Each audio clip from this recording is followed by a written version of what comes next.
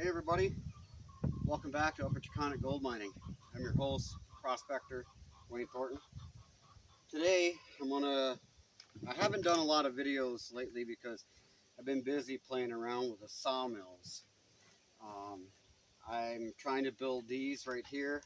These are cants, and I'm going to use them for a little project that I'm doing underground. Um, so we'll talk about that later. So I bought this little mill because I also have various projects around the house that have to get done.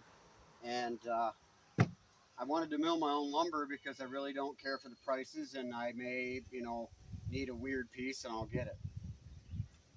So I was looking at different mills. I looked at the Wood Miser. I looked at the Harbor Freight one, Woodland, and I ended up buying a Hud-Son. I really like their products. They have the Freedom line, which is the Hunter and the Sawyer.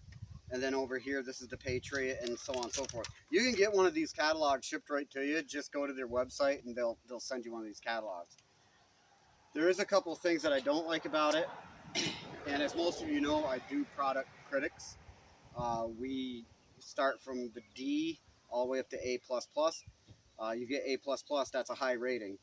All of the stuff that I rate is I own it. I'm not endorsed by any of the companies, just making that clear. But this machine here, one of the first things that I asked the salesman, and that was at Moore's Corners in Granville. They're a Coyote dealer, Coyote tractor dealer. They now carry Hud-Son equipment. Excellent salesman. Every dumb question that I had, he answered. And one of the biggest things was simplicity. And this thing is as simple as it gets. That's what I like about it. It's a nice machine. There is a couple stupid little things that they could fix. One is the track system. Now, as you can see, this is sitting on a 6x6 pressure treated, and you notice that this rail is now all one piece. When they send it to you, you get all these pieces. I got ever so lucky where mine were not tagged or numbered or anything, so it was a puzzle trying to put it together. And then I had humps and lumps, and I did not like that at all. You're going down through the carriage and it would hop. As soon as it hops, then you get what they call saw hop in your wood, and no. I also installed these here for log stops, because when you take this off, I was using a four-wheeler before this tractor showed up. This is just a Yanmar 1900 series, a little twin banger diesel tractor. I got forks on it. I'll show them to you in a minute. Picks them right up, does a great job. But the four-wheeler did too. I just had to roll them up ramps, but this is way easier. Tried to find an inexpensive tractor to buy is kind of hard, but I looked for a while and then I found this one. It is two-wheel drive, but whatever. I don't plan on doing anything crazy. So log stops. I also have these same locks on the other side. This is mounted to 2x8s to make this floor. And I wanted the floor because I wanted to be up off the ground. I wanted my logs to be up a little bit higher. Stooping over doesn't work for me because most of you know that I had a back surgery and it kind of went wrong. So I'm just happy to be walking. These log clamps, I'm not 100% on board with, but they do work. Obviously, they do work. They lock in. You got to pull the lever like this. The cant goes away from it. You can tighten it up a little bit and make it really tight. See? Holds that log from moving. Or they make these called the cheaters. These mount, I don't know if you're going to be able to see me on the cam, but they mount right on the end of the log like this and make a triangle, and it locks the log. The log would be here, the face of it. You just put 2 screws into it and it stops the log from rocking. I think they're great. I have used them a lot. I absolutely messed up a bunch of logs with an Alaskan sawmill. I even bought all the expensive gadgets that you hook onto it to get it level. I butchered like 5 logs, and I said, that's not for me. So we got rid of that. By the time you buy a chainsaw and you buy all of the goodies that come with it, the ripping chain, the gadget to make it level, by the mechanism itself, I mean, you're getting up there close to $1,000 because I'm going to tell you something. You're going to ruin your chainsaw. An excuse to the traffic.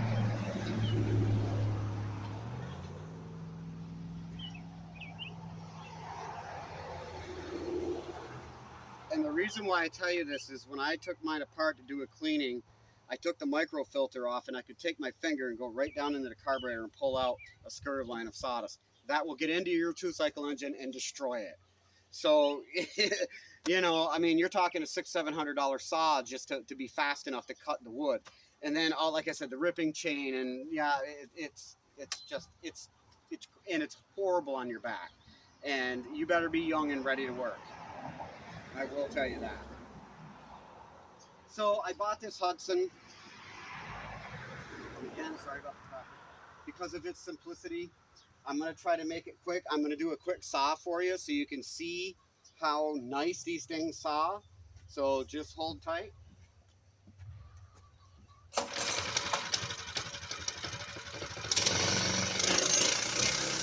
on your water. Here we go.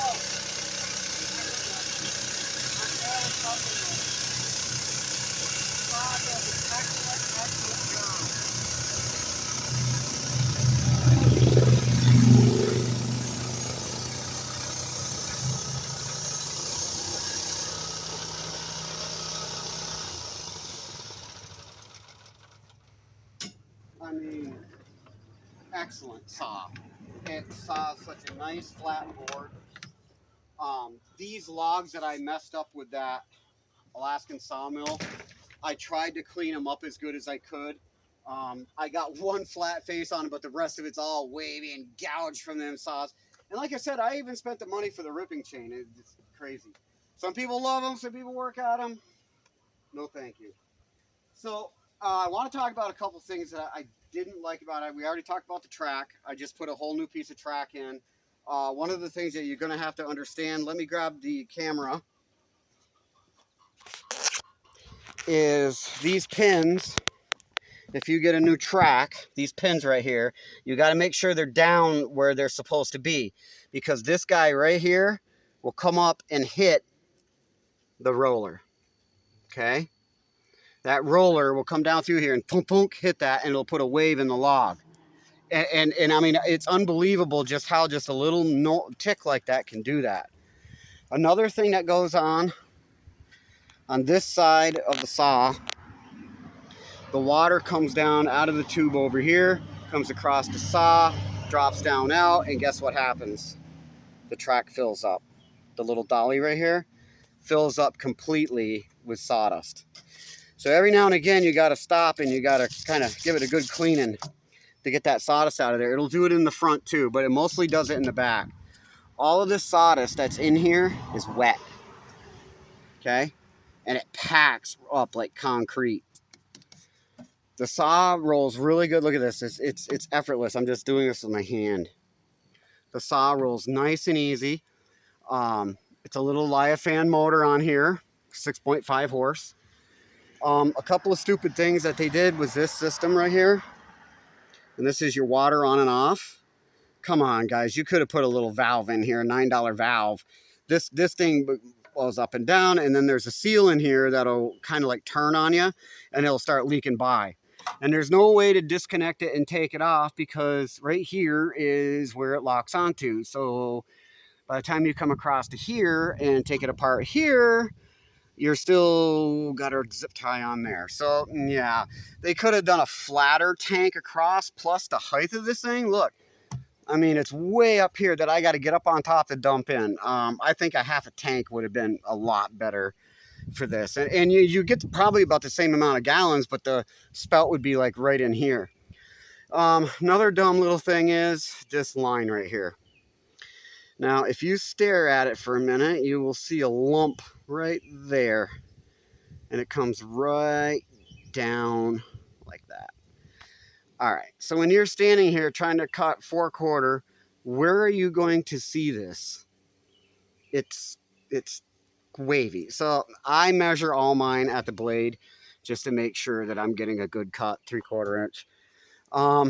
Winch works excellent. Just a few cranks. This is how it goes up and down.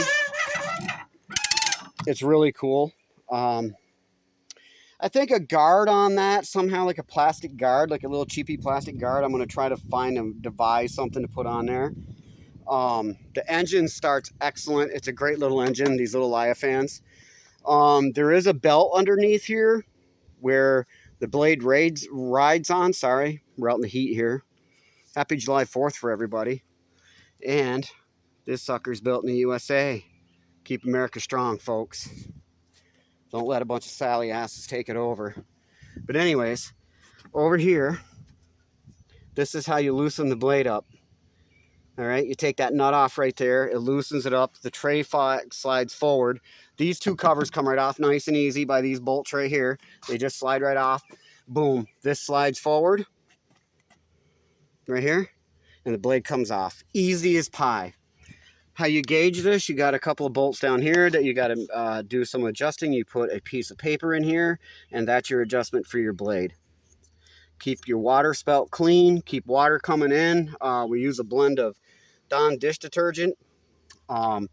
Big thing is too is I've got an electric leaf blower that I use to try to keep this track as clean as I can when I'm sawing. So I mean, all in all, it's a very simple saw. I've cut a lot of boards up with it. I've made a couple mistakes too with it. It's not hard to do, especially when you get a little excited. And I chawed one of my blades right on top of that. I don't know if you can see that line. So as a lesson learned,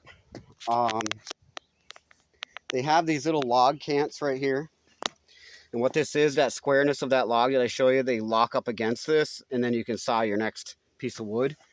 Other than the rail system, the on and off valve, and the weird little squiggly line, it's a well-built machine. I would definitely highly recommend one of these. Let me get in closer. Hud-Son equipment. There's some numbers and all that if you want. If you're going to make these changes, like I said, make sure that your pins are right here. Always put a safety lock on so you don't have a log coming off and onto your feet. It's happened to me more than once. Oh yeah, let me show you the forks. These are the forks. These came off eBay, okay? $90 for 2,000 pound capacity. And I picked these logs up like they're nothing. And I've had nothing bend this. I'll show you my old clunker here. This is just a little Yanmar 1900. Little twin cylinder diesel. Nothing spectacular. So I think I'm going to rate this mill an A+. I'm very, very pleased with it. Other than the track system, you know, you got to overlook some issues, but it is what it is. It's a well-built machine. I mean, this stuff is kind of tiddlywinks, but it's good for people to know when they go to buy it. I'm going to give it an A+. I've sawed a lot of lumber with it.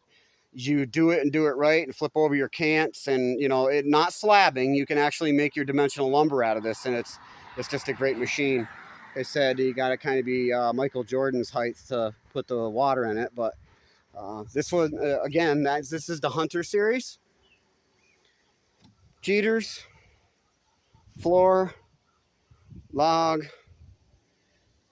lumber. I hope everybody's having a good 4th of July. Stay safe out there. Thank you. Upper Taconic Mining out.